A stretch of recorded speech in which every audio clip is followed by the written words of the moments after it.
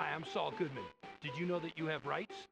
The Constitution says you do, and so do I. I believe that until proven guilty, every man, woman, and child in this country is innocent. And that's why I fight for you, Albuquerque. Better Call Saul. It's an iconic catchphrase. It's funny, it's cheesy, and it perfectly encapsulates the man we first met in Breaking Bad. He was the punchline, the slimy strip mall attorney you hire when you're guilty as sin and need someone who knows a guy who knows a guy. But then Jesse Pinkman dropped the ultimate truth bomb. You don't want a criminal lawyer, right? You want a criminal lawyer. Know what I'm saying? And for a long time, that's all we thought he was, a criminal accessory in a cheap suit. But then Better Call Saul happened, and we got to see James Morgan McGill. We saw the grind. We saw the public defender years. We saw a guy who genuinely seemed to want to do right, even if his methods were elastic. It's showtime, folks. So, it begs the question, if you strip away the meth labs, the cartels, and the burner phones, is Saul Goodman actually good at his job? Or to put it another way, if you were in real trouble, would hiring Jimmy McGill save your life or ruin it? To answer that, we have to judge him on two completely different scorecards. Scorecard 1, effectiveness. Does he get the win? And scorecard 2, ethics. You know, the whole not getting disbarred and thrown in prison thing. Let's break down the case of the people versus Saul Goodman. Let's start with the good stuff, because honestly, the guy has legal superpowers that most expensive what-you lawyers at firms like AJGN could only dream of. The first superpower, the hustle. Look at early season 1 Jimmy. He's a public defender making $700 a pop. Most PDs in that situation are drowning. They treat everything out just to clear their desk. But Jimmy, he's fighting tooth and nail for low-level offenders. He is in the trenches every single day. You cannot teach that level of hunger.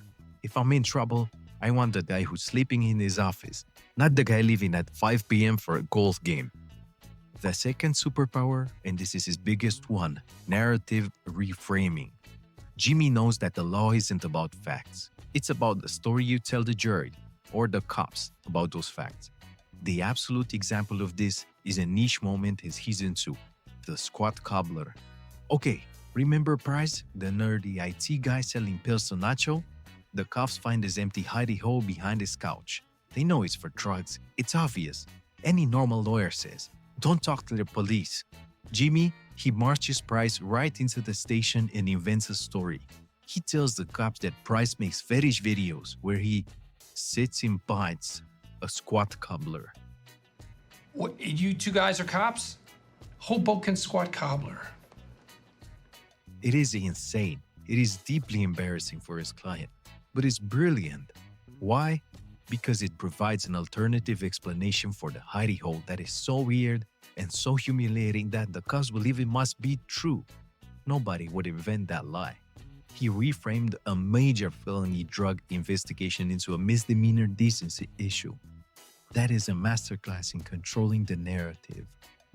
And finally, his third superpower, high-stakes leverage. He reads people instantly. Think about the desert in season 1. He's got a gun to his head, held by Tuco Salamanca, a psychopath high on meth. Jimmy isn't quoting case law. He's negotiating. He talks Tuco down from murdering the 2 skateboarder twins to just breaking their legs. Okay, that sounds horrific.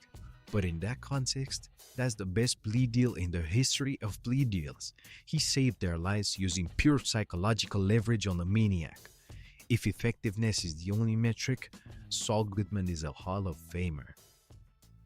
But, and this is a massive but, we have to talk about the real world. We have to look at scorecard number 2, ethics. Jimmy McGill, a lawyer you can trust. Because if you tried 90% of what Saul does in an actual American courtroom, you wouldn't just get disbarred. It'd be sharing a cell with your clients. The main issue isn't that he defends criminals. That's a lawyer's job. The issue is that Saul stops being an advocate and starts being a participant. Let's look at Mesa Verde number swap. He breaks into his brother Chuck's house and alters legal documents to humiliate Chuck and help Kim get a client back. This isn't creative lawyering. This is fraud. This is tampering with evidence. It's gaslighting. He literally destroys his brother's sanity to win a banking client. In the real world, the Bar Association doesn't care how charming you are. The legal system relies entirely on the idea that lawyers, as officers of the court, won't actively fabricate reality. He constantly crosses the line into suborning perjury, letting clients lie on the stand. He creates conflicts of interest every 5 minutes. And his ambulance chasing, soliciting clients at funerals or disaster sites is literally legal ethics 101 on what not to do. Every time Jimmy cuts a corner, he weakens the actual justice system. He's not fighting the power. He's just poisoning the well. So, where does that leave us? Is he a good lawyer or a bad one? The complicated truth and the tragedy of the character is that he is both. You want attorney-client privilege, don't you? Here's the verdict. If I am innocent, I am falsely accused of a crime, I do not want Saul Goodman. Why? Because his methods are radioactive. If he gets caught planting evidence to help me, the jury is going to assume I'm guilty, even if I'm not. His very presence in the courtroom ruins my credibility. He's too risky for an innocent person.